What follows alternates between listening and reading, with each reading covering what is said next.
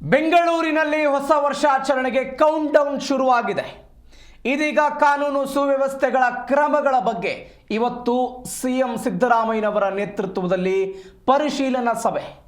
ನಿನ್ನೆ ಅಷ್ಟೇ ಗೃಹ ಸಚಿವ ಡಾಕ್ಟರ್ ಜಿ ಪರಮೇಶ್ವರ್ ಸಭೆ ಮಾಡಿದ್ರು. ಇದೀಗ ಸಿದ್ದರಾಮಯ್ಯನವರ ನೇತೃತ್ವದಲ್ಲಿ ಸಭೆ ಆಗುತ್ತೆ. ಹಿರಿಯ ಅಧಿಕಾರಿಗಳೊಂದಿಗೆ ನಿನ್ನೆ ಪರಮೇಶ್ವರ್ ಸಭೆ ನಡೆಸಿದ್ರು. ಇದೀಗ ಕಾನೂನು ಸುವ್ಯವಸ್ಥೆ ಕ್ರಮಗಳ ಕುರಿತು ಪರಿಶೀಲನಾ ಸಭೆ ಮುಖ್ಯಮಂತ್ರಿ ಸಿದ್ದರಾಮಯ್ಯನವರ ನೇತೃತ್ವದಲ್ಲಿ ಮಧ್ಯಾಹ್ನ 1 ಗಂಟೆಗೆ ಗೃಹ ಕಚೇರಿ ಕೃಷ್ಣಾದಲ್ಲಿ ಸಭೆಯನ್ನು ಕರೆಯಲಾಗಿದೆ. ವರ್ಷಾಚರಣೆಯ ಸಂದರ್ಭದಲ್ಲಿ ಯಾವುದೇ ಅಹಿತಕರ ಘಟನೆಗಳು ನಡೀಬಾರದು ಅಂತ ಕ್ರಮವನ್ನು ಕೈಗೊಳ್ಳೋದಕ್ಕೆ ಇದೀಗ ಸರ್ಕಾರ ಮುಂದಾಗಿರೋದು. ಹೊಸ ವರ್ಷದ ಮಾರ್ಗಸೂಚಿಯ ಕುರಿತು ಮಹತ್ವದ ಚರ್ಚೆ ಆಗುತ್ತೆ. ಸಿದ್ದರಾಮಯ್ಯನವರ ನೇತೃತ್ವದಲ್ಲಿ ಆಗುವಂತಹ ಸಭೆ ಇದು.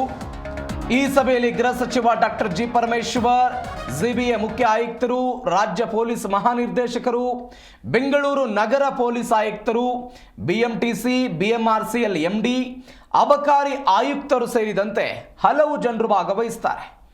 ನಿನ್ನೆ ಗೃಹ ಸಚಿವ ಪರಮೇಶ್ವರ್ ಹಿರಿಯ ಅಧಿಕಾರಿಗಳ ಜೊತೆಗೆ ಸಭೆಯನ್ನು ಮಾಡಿ ಪೊಲೀಸ್ ಇಲಾಖೆಯಿಂದ, ಗೃಹ ಇಲಾಖೆಯಿಂದ ಯಾವೆಲ್ಲ ಕ್ರಮಗಳನ್ನು ಕೈಗೊಳ್ಳಲಾಗ್ತಾ ಇದೆ, ಯಾವ ಪರಿಪ್ರಮಾಣದಲ್ಲಿ ಪೊಲೀಸರನ್ನು ನಿಯೋಜನೆ ಮಾಡಲಾಗ್ತಾ ಇದೆ, ಇದರ ಜೊತೆಗೆ ಸರ್ಕಾರ ತೆಗೆದುಕೊಂಡಿರುವಂಥ ಅಗತ್ಯ ಕ್ರಮಗಳೇನು, ಈ ವರ್ಷ ಹೆಚ್ಚಾಗಿ ಯಾವ ಸೂಕ್ತ ಕ್ರಮಗಳನ್ನು ಕೈಗೊಳ್ಳಲಾಗಿದೆ, ಎಲ್ಲದರ ಬಗ್ಗೆ ವಿವರಣೆಯನ್ನು ಕೊಟ್ಟಿದ್ರು. ಇದೀಗ ಮುಖ್ಯಮಂತ್ರಿ ಸಿದ್ದರಾಮಯ್ಯನವರ ನೇತೃತ್ವದಲ್ಲಿ ಇವತ್ತು ಮಧ್ಯಾಹ್ನ 1 ಗಂಟೆಗೆ ಅವರ ಗೃಹ ಕಚೇರಿ ಕೃಷ್ಣಾದಲ್ಲಿ ಸಭೆ ನಡೆಯುತ್ತೆ. 20,000 ಪೊಲೀಸರನ್ನು ನಾವು ನಿಯೋಜನೆ ಮಾಡ್ತಾ ಇದ್ದೀವಿ ಅಂತ ಗೃಹ ಸಚಿವರು ನಿನ್ನೆ ಮಾಹಿತಿಯನ್ನು ಕೊಟ್ಟಿದ್ರು.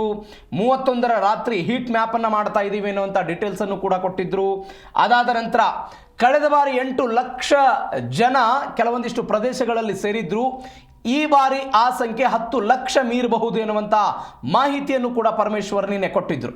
ಇದರ ಜೊತೆಗೆ ಸರ್ಕಾರ ಈ ಬಾರಿ ಯಾವ್ಯಾವ ಪ್ರದೇಶಗಳಲ್ಲಿ ಅತಿ ಹೆಚ್ಚು ಜನ ಸೇರ್ತಾರೆ, ಅಲ್ಲಿ ಯಾವ ಪರಿಪ್ರಮಾಣದಲ್ಲಿ ಸಿಬ್ಬಂದಿಗಳನ್ನು ನಿಯೋಜನೆ ಮಾಡಬೇಕು ಅನ್ನೋದ್ರ ಬಗ್ಗೆ ಕೆಲವೊಂದಿಷ್ಟು ಮ್ಯಾಪ್ಗಳನ್ನು ಮಾಡಿಕೊಂಡಿದೆ.